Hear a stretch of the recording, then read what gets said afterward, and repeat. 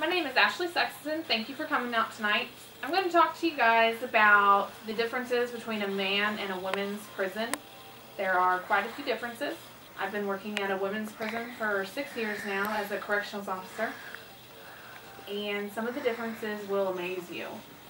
These offenders do the exact same crime as a male does, and they are just treated a lot differently, and we're going to go over those differences. Four of those differences are the facility that they live in is set up a lot differently than a man's camp. The offenders are treated differently, and some of the programs that are offered to females are different than what are offered to men. The women also get more property than men do. So to start off, we're going to talk about the facility and the way that it's set up. For a female camp, there is only one fence. There are 2 female camps in the state of Missouri out of 20 institutions. All the other institutions have 3 fences. The women's camp does not. It only has the 1. Also, in their living quarters, they have keys to their rooms. Inside their rooms, they have 4 to 6 beds, a table and chairs, 2 foot lockers. Actually, a foot locker and a stand-up locker. At a men's camp, you'll find 2 beds to a cell, and you will find a sink and a toilet at most men's camps. Some of the men's camps do not have the sink and toilet inside their cells, but the majority of them do. Also, some of the differences are at a women's camp they have keys to their rooms, and at a men's camp, some of the men's camps they also have keys to their rooms, but at the men's camps they can lock the door to where the inmate cannot get out, or maybe they can lock them out of their room. We do not have that ability at our camp. We can get into the room, but we cannot lock the inmate in and we cannot lock the inmate out because they have their own individual keys. Everybody in the room has their own individual key. The only place that we have control of is our ADSEG unit. And our ADSEG unit is very, very small compared to most camps. Even our new women's facility has more ADSEG beds than we do. ADSEG is when the women get in trouble, and we have to have them on lockdown. Then we have automatic doors. They do not have keys to their rooms at that point. The next thing that is different is property. Some of the property that women have are like, they have 12 tops on top of the 6 uniform tops that they get. A uniform consists of a pant and top. They get 6 of each. And on top of that, they get the 12 tops. They can buy t-shirts that our MVE makes. They can buy t-shirts from catalogs. Some of the ones that have been there for a really, really long time have sweatshirts and jean jackets, and they have some property that you would be surprised that they have. They could dress in this property. They have blue jeans, some of them that have been there for a very long time.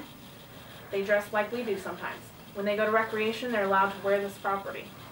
They could easily just walk out the front door if they had somebody's ID. They are allowed 6 pairs of pants on top of the 6 pairs of uniforms that they get. Again, they have jeans, they have sweatpants, they have pajama pants, and this is way more property than what the men get. One of the third differences is that women are treated differently. We have this new thing coming into effect, and it's called PREA, which is the Rape Elimination Act, Prevention Rape Act.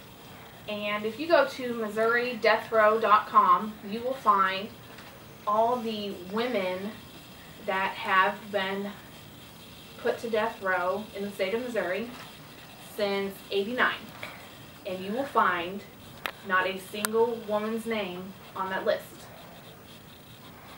On that list are murderers. They've all been, the men that are on there have all murdered somebody. For some reason, we have women that have murdered people at our institution, and they do not get the death penalty because they're somebody's mother or somebody's sister or somebody's daughter. for some reason we decide to hold a different standard to the females than the males. They have committed just as bad acts as the men have, or the same act as the men have, and not one of them have been put to death row. We even had somebody just put to death row in February of this year, and it was a male. And it is just crazy to me how only the males get put to death row. The PREA Act is where only the same sex can do pat searches, which is outside the clothing. We search them we search their pockets, and we pat them down to make sure that they don't have any dangerous contraband or any kind of contraband on them. When this new law goes into effect, no men will be able to pat search a woman. At the men's camp, they're not getting as technical about it as the women's camp. At the women's camp, only certain job bids are allowed to go to females. At a men's camp, they are not biased like that. The fourth thing that we're going to talk about are the programs that are offered to females that are not offered to males. One of the programs is Parents as Teachers. They come in and teach you how to be a better parent, even from inside the institution. We also have something called StoryLink. A group of people will come in and they record the parents, the mothers, or even grandparents do it for the grandchildren. I think they can choose whoever they want to send it to, any family member that they have, because we have all ages at our institution, so some of them might be sending them to their children, grandchildren, nieces, nephews. It doesn't matter. But these people come in and they record the inmates telling a story on a cassette tape. And they take these cassette tapes out and mail them off to the family members. And the family members can play them at home and read to the story that they are talking about. And we call that StoryLink, and the men do not have that.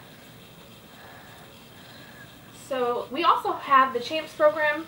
A couple of the men's facilities have this program. It is where they bring in dogs and they train them to be disability help dogs. And only a couple of the men's institutions have them. Out of 18 men's camps, only a couple of them have this CHAMPS program. The female institution is the main leader. Women's Eastern Correctional Center is the main one.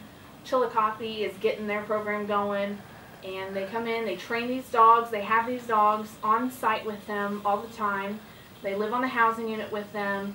Day in, day out, they train these dogs all the time. And that is something that not all the men's prisons have. And when they get out of here, they can actually go out and become part of the CHAMPS program outside of the institution. And we have had a couple of inmates do that. So it's a very successful thing.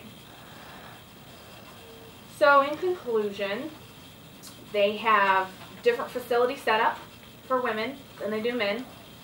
They have more property than the men do. They are treated differently than the men are. And they have different programs for the women than what they have for the men. This is unfair and unjust. The men and women have done the exact same crime and should serve the exact same punishment. So thank you for your time. I don't think he just took a picture. I don't think I had as many but I had a couple. But not as many.